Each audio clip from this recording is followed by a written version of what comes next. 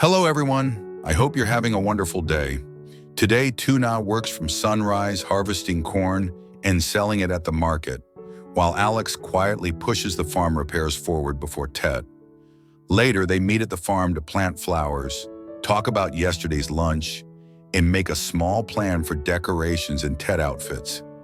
It's a gentle episode about building a home through everyday effort and honest care.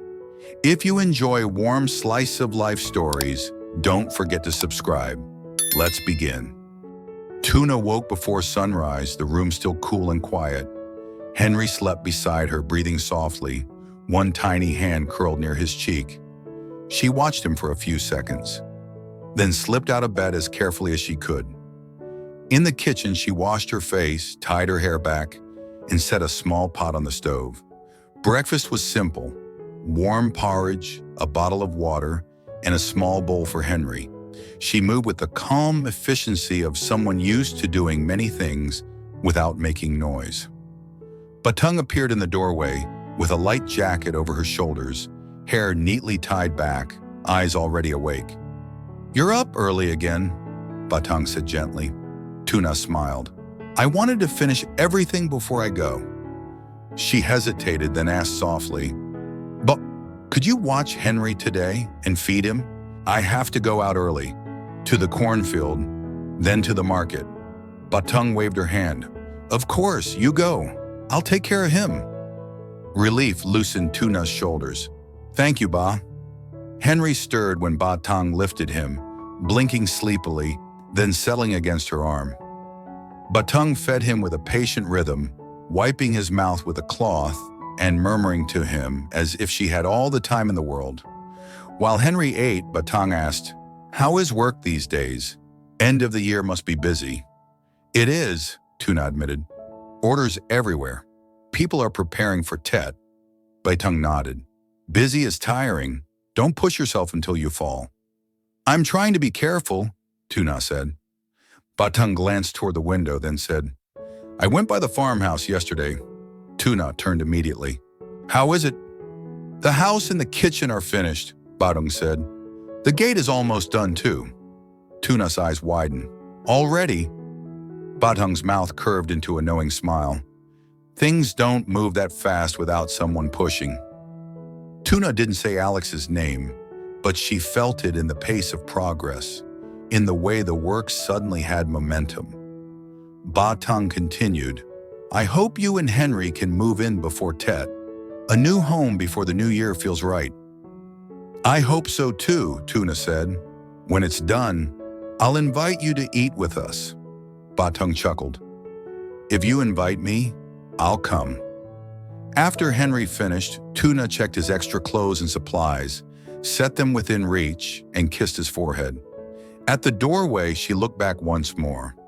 Batang was rocking Henry gently, steady and unhurried. "I'll be back later," Tuna said. "Go," Batang replied. "Work well. Don't rush your heart."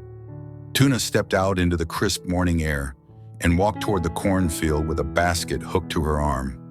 The road was quiet at this hour, only an occasional motorbike passing by, the sound fading quickly behind her. Rows of corn stood tall and close together, leaves rustling softly in the breeze. The ground was slightly damp under her shoes.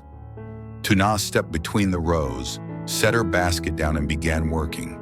She checked each ear with her fingers, then twisted gently until it snapped free.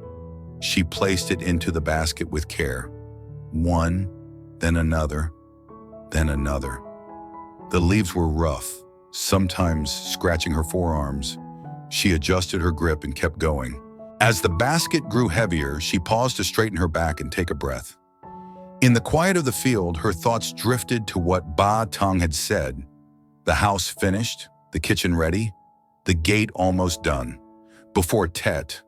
Those words felt like a small lamp inside her, steady, not bright, but enough. She filled one basket, carried it to the edge of the field, and returned for more. By late morning, she had gathered enough to sell. She arranged the corn neatly, tightened the strap, and carried it toward the road, feeling the honest weight of work in her arms. The market was louder than the field.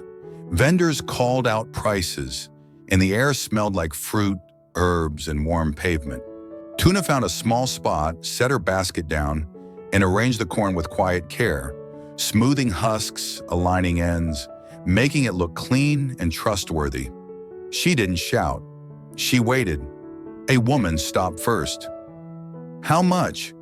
Tuna answered politely, offering a small discount if the woman bought more. The woman inspected an ear, nodded, and purchased several. Tuna bagged them carefully and thanked her. More customers came in small waves. Some bargained, some asked questions and walked away. Tuna kept her voice even and her face gentle. Between customers, she took small sips of water and did quick counts in her head, tracking what had sold and what remained, trying not to make mistakes. She noticed how different the market felt in late year. More faces, more urgency, more small worries hiding behind casual bargaining. A tired man asked for a lower price, and she agreed without making him feel ashamed. A young mother counted coins twice before buying, and Tuna placed an extra ear into the bag as if it were nothing. Between these moments, she thought of Henry again, of Ba Tang's steady arms, and of the gate that would soon close behind them at night. She didn't dream big. She simply wanted stability, warmth, and a table that felt like theirs. Not far away in town, Alex was already at the company. Lon, his secretary, stood beside his desk with documents in her hands. "We're running low on raw materials for the starch," Lon said. "If we keep this pace, we'll be short before the holiday." Alex asked, "How long do we have?" "Enough for urgent deliveries, but not for all," Lon replied. "We need to prioritize." "Then we prioritize existing clients," Alex said. "No delays for regular customers, especially Adam." Lon wrote quickly, "Understood." "Workers are asking about tet leave," she added. "They stop on the 25th, Alex said. "1 extra month's salary for bonus." Lan's expression softened. "Okay." "During the holiday, schedule machine maintenance," Alice continued. "We begin the new year with everything running clean." "And the red pomelos?" Lon asked. "Prepare the shipment for Adam," Alex said. "Strict quality checks." Lon nodded. "I'll coordinate with packing." Alex closed his notebook. "Step by step," he said. "Clear priorities. No panic." Back at the market, Tuna smoothed the remaining husks and watched the flow of people. The end-of-year pressure was everywhere, but inside she felt steadier than she used to. The work was heavy, yet the thought of a home before Tet kept her moving, one ordinary task at a time. Tuna left the market in the early afternoon with a lighter basket and tired arms. The strap had rubbed her shoulder, and her hands smelled of husk and earth. But the small bundle of cash in her pouch felt like proof that the morning mattered. She bought a bag of noodles and a couple of eggs, then headed back. Before she left Ba Tang's house, Tuna warmed a little water and wiped Henry's hands and cheeks.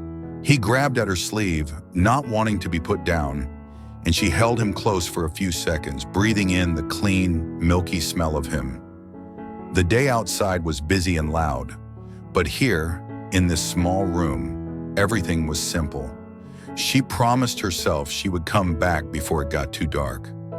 On the way to the farm, she passed roadside stalls already hanging red decorations. Some families were carrying bags of rice and boxes of snacks.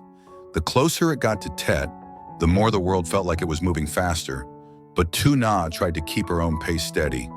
One step, one task, then the next. At Ba Tang's house, Henry was awake on Ba Tang's lap, chewing a soft toy. When he saw Tu Na, his face brightened and he kicked his legs. Tu Na leaned in, kissed his forehead, and let herself sit for a moment, breathing with him until the market noise faded. "He ate well," Ba Tang said. "Slept a little too." "Thank you, Ba," Tu Na murmured. After washing her hands, she checked Henry's clothes and water, then tied her hair again. "I'm going to the farm to check the work." "Go," Ba Tang replied. "The house is almost there." The road to the farm felt like it led straight into the next chapter of her life. When Tu Na arrived, she stopped at the entrance. The gate was finished. It stood straight and solid, clean lines and strong hinges, the kind that looked like it would hold through rain and wind without complaint. Tu Na reached out and brushed her fingers along it, then exhaled slowly. Inside, the yard looked clearer than before. The house and kitchen repairs were neat, and the pathways felt more organized. Tu Na set her bag down, rolled up her sleeves, and pulled a pile of soil toward the planting beds. She wanted flowers along the edge of the yard before Tet. Simple color, simple warmth. She lifted the shovel and began to pour soil, leveling it with steady strokes. The work was heavy, but it felt honest. As she smoothed the top, she pictured Henry in a bright room, a doorway decorated for the new year, a table that didn't feel temporary. Footsteps sounded behind her. She turned. Alex walked in, calm and purposeful, sleeves already pushed up. "You're here," Tu Na said, surprised. Alex nodded. "I finished what I needed in town. I came to check progress." He looked at the beds. "You started without me." Tu Na smiled. "I didn't want to waste the afternoon." Alex set his jacket aside and picked up another shovel. "Then I won't waste it either." They worked side by side, shoveling soil, clearing small stones, smoothing edges. Alex didn't talk much at first. He simply matched her pace, making the heavy work lighter by being present. After a while, Alex spoke. "About yesterday, the lunch?" Tu Na kept her eyes on the bed she was leveling. "It went well. Adam seemed comfortable," Alex said. "Little Hong, too." Tu Na nodded. "She looked nervous, but happy." "I'm glad you came," Alex said. "I wanted you to see it yourself." Tu Na paused, then answered quietly. "Thank you for making it clear. I didn't want to keep guessing." Alex's tone stayed simple. "It's better to be clear." They finished one bed and moved to the next. Alex glanced around the yard. "The farm is almost done. The gate is finished. The house and kitchen are ready. Just a few final touches." Tu Na felt warmth spread through her chest. "It's faster than I expected." "I asked the workers to focus," Alex said. "I didn't want it to drag." When the last bed was filled, Tu Na sat on the low wall to rest. Alex sat beside her, wiping sweat from his forehead. The afternoon sun softened, and a light breeze moved through the yard. Tu Na looked at the new gate again. "It changes everything." Alex followed her gaze. "A gate isn't just a gate," he said. "It's the feeling that you can close the day behind you." Tu Na swallowed, emotion rising unexpectedly. "I want Henry to grow up with that feeling." Alex turned toward her, calm but warm. "That's why I want to give you the best I can," he said. "For you and for Henry." Tu Na's hands tightened in her lap. "You already do." "Not yet," Alex said. "I want it to be complete. I want you to feel safe here. I want you to feel like you belong." Then he said it plainly without performance. "Because you're my girlfriend, and Henry is part of my life too." Tu Na's breath caught. She looked down, then up again. "I'm not used to someone saying it like that." Alex's mouth lifted slightly. "Get used to it." The words made her smile through the tightness in her throat. After a beat, Tu Na said, "I want to help too. I have some savings. We can use it for decorations." Alex shook his head. "Keep your savings, for Henry, for anything unexpected." Tu Na hesitated. "I just want to share." "We can share work," Alex said. "We can share time, but money, you keep it for Henry. That's your safety." Tu Na exhaled and nodded. "Okay." Alex's voice softened. "Tomorrow we'll go together. Flowers and decorations. Nothing expensive, just enough to make it feel like Tet." "And clothes?" Tu Na asked, brighter now. Alex smiled. "Yes, a few Tet outfits. For you, and for Henry." They rested a moment longer, then Alex stood. "We still have chores." Tu Na nodded. They walked to the animal area together. The chickens clucked loudly as they approached, and the pigs made impatient sounds. Tu Na scooped feed into a bucket while Alex checked the water. She scattered feed for the chickens so they wouldn't fight. He poured feed for the pigs, steady and careful. While they worked, Alex said quietly, "When the house is fully ready, we'll invite Tang, a meal that isn't rushed." Tu Na glanced at him. "She'll be happy." Alex nodded once. "So will Henry." When they finished, Tu Na wiped her hands and looked around the yard again. The farm wasn't perfect yet, but it was close. The gate stood solid at the entrance, and tomorrow's plan felt real. Alex stood beside her. "We're almost there," he said.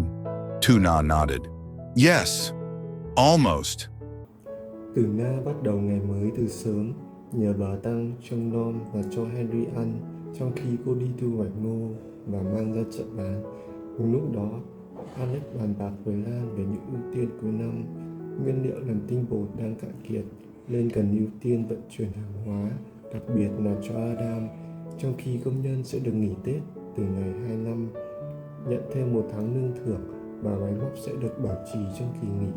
Sau đó, Tử Na đến trang trại và ngạc nhiên trước cánh cổng mới đẹp đẽ và tiến độ nhanh chóng sau khi Alex thuê thêm nhân công. Cô bắt đầu đổ đất để trồng hoa và Alex cùng làm với cô.